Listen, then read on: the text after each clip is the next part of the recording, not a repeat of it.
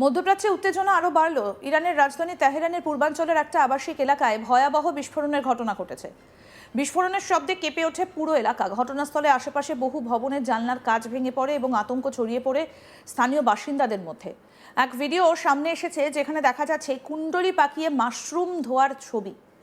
আসুন আগে এক ঝলকে সেই ভিডিওটা আপনাদের দেখাই, দেখুন। سواهم تتن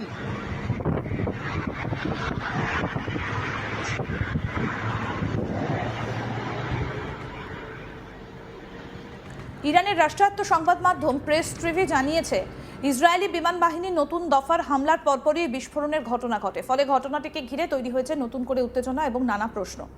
ইরানের সংবাদ মাধ্যমে প্রকাশিত তথ্য অনুযায়ী বিস্ফোরণের পরপরই উদ্ধারকর্মীরা দ্রুত ঘটনাস্থলে পৌঁছে যান। ধ্বংসস্তূপের ভেতর থেকে আহত ব্যক্তিদের উদ্ধার করে দ্রুত হাসপাতালে নিয়ে যাওয়া হয়। স্থানীয় হাসপাতালগুলোতে জরুরি অবস্থা জারি করা হয়েছে বলেও জানা গেছে।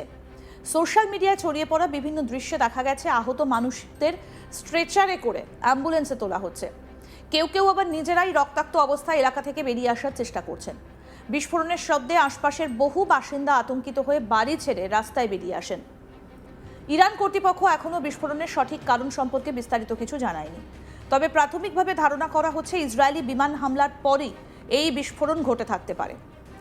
এর আগেই শুক্রবার ইসরায়েলি বিমান বাহিনী জানায়, তারা ইরানের বিভিন্ন গুরুত্বপূর্ণ অবকাঠামোকে লক্ষ্য করে একাধিক দফায় বিমান হামলা চালিয়েছে।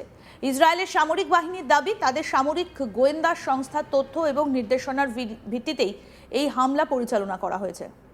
ইসরায়েলি বাহিনীর বক্তব্য অনুযায়ী গত একদিনে ইরানের 3টে গুরুত্বপূর্ণ শহরে একযোগে হামলা চালানো হয়েছে। এই শহরগুলো হলো তেহরান, সিরাজ এবং আহভাজ।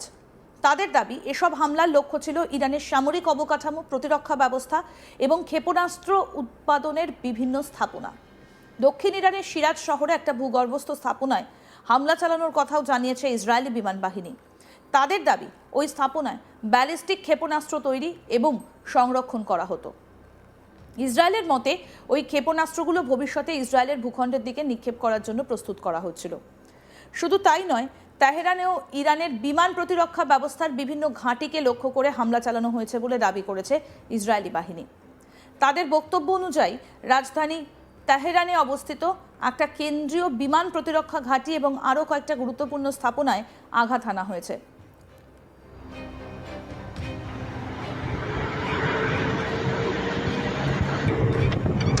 এছাড়াও বিভিন্ন যুদ্ধ সরঞ্জাম উৎপাদন কেন্দ্র হামলা চালানোর দাবি করেছে ইসরায়েলি সামরিক বাহিনী।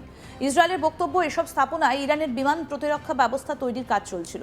পাশাপাশি ব্যালিস্টিক ক্ষেপণাস্ত্র তৈরির বিভিন্ন উপাদানও সেখানে উৎপাদন করা হচ্ছিল বলে দাবি করা হয়েছে। এদিকে পশ্চিম ইরানের গুরুত্বপূর্ণ শহর আহভাজেও হামলা চালানোর কথা জানিয়েছে ইসরায়েল। ইসরায়েলি বাহিনীর দাবি, আহভাজ শহরে বিভিন্ন সরকারি সংস্থার সদর দফতরকে লক্ষ্য করে আঘাত হানা হয়েছে। তাদের বক্তব্য অনুযায়ী ওই ঘাঁটিগুলো থেকে ইরানি সেনারা ইসরায়েল এবং মধ্যপ্রাচ্যের অন্যান্য দেশের বিরুদ্ধে হামলার পরিকল্পনা এবং সামরিক কার্যক্রম পরিচালনা করছিল। ইসরায়েলের দাবি, এইসব হামলা ছিল পরিকল্পিত সামরিক অভিযানের অংশ। ইসরায়েলি বাহিনী বলছে, ইরানের সামরিক শক্তিকে দুর্বল করে দেবার লক্ষ্যেই এই অভিযান পরিচালিত হচ্ছে। তাদের মতে ইরানের সামরিক অবকাঠামো এবং প্রতিরক্ষা ব্যবস্থার মূল অংশকে লক্ষ্য করে ধারাবাহিকভাবে হামলা চালানো হচ্ছে। ইসরায়েলের সামরিক বাহিনী আরও জানিয়েছে, গত 24 ঘন্টায় পশ্চিম এবং মধ্য ইরানের 2 শতাধিক লক্ষ্যবস্তুতে বিমান হামলা চালানো হয়েছে। এই অভিযানে অংশ নিয়েছে একাধিক যুদ্ধ বিমান। সামরিক গোয়েন্দা সংস্থার সহায়তায় পরিচালিত এই অভিযানে ব্যালিস্টিক ক্ষেপণাস্ত্র নিক্ষেপ যন্ত্র, প্রতিরক্ষা ব্যবস্থা এবং যুদ্ধ সরঞ্জাম তৈরির কারখানাগুলোকে লক্ষ্যবস্তু করা হয়েছে বলে জানানো হয়েছে। ইসরায়েলের দাবি, এসব স্থাপনা ধ্বংস করার মাধ্যমে ইরানের আক্রমণ ক্ষমতা উল্লেখযোগ্যভাবে কমিয়ে আনা সম্ভব হবে। ইসরায়েলি সামরিক বাহিনী জানিয়েছে, এই অভিযানের আওতায় ইতিমধ্যেই শতাধিক বিমান হামলা চালানো হয়েছে। এই হামলাগুলোর লক্ষ্য হল ইরানের সামরিক অবকাঠামোর একটা বড় অংশকে ধ্বংস করা। তাদের মতে এর মাধ্যমে ইসরায়েলের ভূখণ্ডের সম্ভাব্য হামলার ঝুঁকি কমিয়ে আনা যাবে। মধ্যপ্রাচ্যের নিরাপত্তা পরিস্থিতি নিয়ে ইতিমধ্যেই উদ্বেগ প্রকাশ করেছে বিভিন্ন আন্তর্জাতিক মহল। বিশ্লেষকদের মতে ইসরায়েল এবং ইরানের মধ্যে এই সংঘাত যদি আরও তীব্র আকার ধারণ করে, তাহলে পুরো অঞ্চলের নিরাপত্তা পরিস্থিতি আরও জটিল হয়ে উঠতে পারে। এদিকে উত্তেজনার মধ্যে ইসরায়েলের প্রধানমন্ত্রী বেঞ্জামিন নেতানিয়াহু কড়া বার্তা দিয়েছেন ইরানের নতুন সর্বোচ্চ নেতা আয়াতোল্লাহ মোজতবা খামেনিকে। তিনি সরাসরি হুঁশিয়ারি দিয়ে বলেছেন, প্রয়োজনে ইসরায়েল তাকে লক্ষ্যবস্তু করতেও পিছপা হবে না। এক সাক্ষাৎকারে খামেনির বিরুদ্ধে সম্ভাব্য পদক্ষেপের বিষয়ে প্রশ্ন করা হলে নেতানিয়াহু বলেন, তিনি কোনো সন্ত্রাসী সংগঠনের নেতার জন্য জীবন বীমা দিতে চান না। নেতানিয়াহুর ভাষায় যারা সন্ত্রাসবাদকে সমর্থন করে বা পৃষ্ঠপোষকতা দেয় তাদের বিরুদ্ধে কঠোর পদক্ষেপ নেওয়া হতে পারে। তিনি আরও বলেন, ইসরায়েল কী পরিকল্পনা করছে বা ভবিষ্যতে কী ধরনের পদক্ষেপ নিতে যাচ্ছে সেই বিষয়ে এই মুহূর্তে বিস্তারিত কিছু প্রকাশ করা সম্ভব নয়। নেতানিয়াহু দাবি করেছেন মোজতাবা খামেনি ইরানের রেভলিউশনারি গার্ড কর্পসের প্রভাবের অধীনে রয়েছেন। তার ভাষায় খামেনি মূলত সেই বাহিনীরই একটা পুতুল। এই বিষয়ে নেতানিয়াহু কি বলেছেন আসুন শুনি। חיזבאללה מרגיש את נחת זרוענו, ועוד ירגיש אותה ביתר שאת, הוא ישלם מחיר כבד מאוד על תוקפנותו. אנחנו קודשים את תשתיות הגרעין, את מערך הטילים והמשגרים, את מפקדות הדיכוי, את מוקדי הכוח של המשטר, ועוד הרבה מאוד מטרות. ובמקביל, אנחנו פועלים לקדם יעד נוסף, ליצור את התנאים עבור העם האיראני, כדי שיוכל לסלק את משטר העריצות האכזרי שרודה בו כמעט יובל שנים. אנחנו מנחיתים מכות מחץ על משמרות המהפכה והבסיס, גם ברחובות וגם במחסומים, ועוד היד נטויה. אני אומר לעם האיראני, הרגע שבו תוכלו לצאת לדרך חדשה של חירות, הרגע הזה הולך ומתקרב. אנחנו עומדים לצדכם, אנחנו עוזרים לכם. אבל בסופו של יום זה תלוי בכם. זה בידיים שלכם.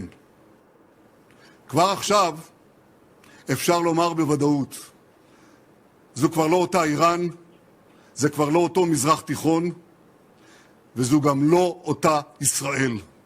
אנחנו לא מחכים, אנחנו יוזמים, אנחנו תוקפים, ואנחנו עושים זאת בעוצמה שלא היה כמותה. יצרנו ברית שלא הייתה כדוגמתה עם ארצות הברית, ברית עם ידידנו הגדול, ידידי האישי, הנשיא טראמפ. אנחנו מדברים כמעט כל יום, מדברים חופשי על הבר, מתמקדים, מחליפים רעיונות ועצות ומחליטים יחד. אנחנו באים לפגוע אנושות בתוכנית הגרעין וגם בתוכנית הבליסטית, ויחד למנוע מהם, מהאיראנים, להכניס אותם מתחת לקרקע, במקום שהם לא נוכל לפגוע בהם. את היעדים הללו אנחנו נשיג. הוספתי יעד נוסף, והוא ליצור את התנאים לעם האיראני, באמת להסיר מעליו את משטר העריצות הנורא הזה. ליצור את התנאים, זה לא מבטיח שזה יבוצע, ואמרתי להם עכשיו, בדברים שאמרתי לפני דקה קצרה, אמרתי, it's up to you, זה תלוי בכם. מוג'תבא חמינאי לא יכול להראות את פניו בציבור, ואני שואל מה יעלה בגורלו וגם בגורל נעים קאסם. אני לא הייתי מוציא פוליסות ביטוח חיים על אף אחד מהמנהיגים של ארגוני הטרור, זה פטרון הטרור שלהם, ואני לא מתכוון למסור כאן דיווח מדויק מה אנחנו מתכננים ומה נעשה. Netanyahu আরও বলেন, ইরানের নতুন সর্বোচ্চ নেতা খুব কমই জনসমক্ষে আসেন এবং তাকে সাধারণ মানুষ খুব কমই দেখতে পায়। এই মন্তব্যের মাধ্যমে ইসরায়েলি প্রধানমন্ত্রী স্পষ্ট ইঙ্গিত দিয়েছেন যে ইরানের বর্তমান নেতৃত্বকে তারা সরাসরি দায়ী করছে আঞ্চলিক উত্তেজনার জন্য। অন্যদিকে ইরান এখনও আনুষ্ঠানিকভাবে এসব হামলার বিষয়ে বিস্তারিত প্রতিক্রিয়া জানায়নি। তবে ইরানের বিভিন্ন গণমাধ্যমে বলা হচ্ছে দেশের প্রতিরক্ষা ব্যবস্থা সক্রিয় রয়েছে এবং পরিস্থিতির নিবিড়ভাবে পর্যবেক্ষণ করা হচ্ছে। বিশ্লেষকদের মতে মধ্যপ্রাচ্যের এই দুই শক্তিশালী দেশের মধ্যে চলমান উত্তেজনা যদি অব্যাহত থাকে তাহলে এর প্রভাবে শুধু ইরান বা ইসরায়েলের মধ্যেই সীমাবদ্ধ থাকবে না, বরং পুরো অঞ্চলের ভূরাজনৈতিক পরিস্থিতি এর ফলে নতুন করে বদলে যেতে পারে। বিশ্বের বিভিন্ন দেশ ইতিমধ্যেই এই পরিস্থিতির দিকে গভীর নজর রাখছে। অনেকেই আশঙ্কা করছেন যদি এই সংঘাত আরও বিস্তৃত আকার ধারণ করে তাহলে তা আন্তর্জাতিক নিরাপত্তার জন্য বড় ধরনের চ্যালেঞ্জ হয়ে দাঁড়াতে পারে। এই পরিস্থিতিতে কূটনৈতিক সমাধানের পথ খুঁজে বের করার ওপরই জোর দিচ্ছেন আন্তর্জাতিক সম্পর্ক বিশেষজ্ঞরা। তাদের মতে উত্তেজনা কমাতে হলে উভয় পক্ষকেই সংযম দেখাতে হবে এবং আলোচনার পথে এগোতে হবে। তবে বাস্তব পরিস্থিতি বলছে বর্তমানে মধ্যপ্রাচ্যে উত্তেজনার পারদ ক্রমশই বাড়ছে। তেহরানের বিস্ফোরণের ঘটনা সেই উত্তেজনাকে আরও উস্কে দিয়েছে।